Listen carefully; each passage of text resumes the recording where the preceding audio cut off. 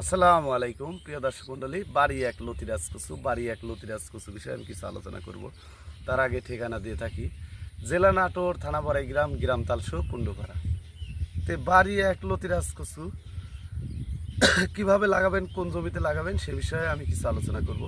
আপনারা এঁটেল মাটিতে বাড়ি এক লতিরাজ কচু চাষাবাদ করবেন, তাহলে ভালো একটি বেনিফিট পাবেন। কারণ হচ্ছে না জেনে না বুঝে আপনারা লতিরাজ কচু চাষাবাদ করবেন না, কারণ লস খাওয়ার সংখ্যাটা বেশি থাকবে। দেখেন এটালি মাটিতে আমি লতিরাজ কচু চাষাবাদ করেছি। প্রত্যেকটা লতির ধরন দেখেন, এই দেখেন লতি হয়ে আছে।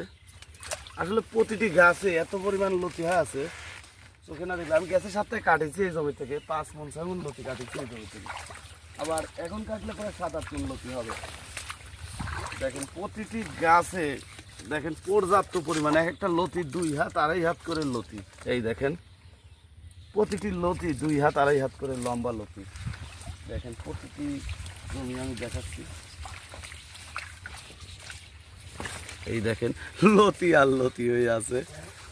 এই কচুটা লাগানোর নিয়ম হচ্ছে লাইনে 1 হাত পর পর, এক লাইন থেকে আরেক লাইন 1.5 হাত পর পর এই কচুটা রোপণ করার নিয়ম।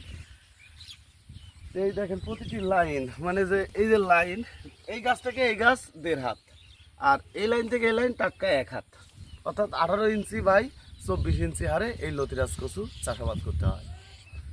আর এই লতিরাজ কচু চাষাবাদ করার জন্য আপনারা সার ব্যবহার করবেন, ডিএপি সার, ইউরিয়া সার, এবং দস্তাটা ব্যবহার করবেন। দস্তাটা যত ব্যবহার করবেন, যত গাছ কালো থাকবে তখন লতি বাড়বে।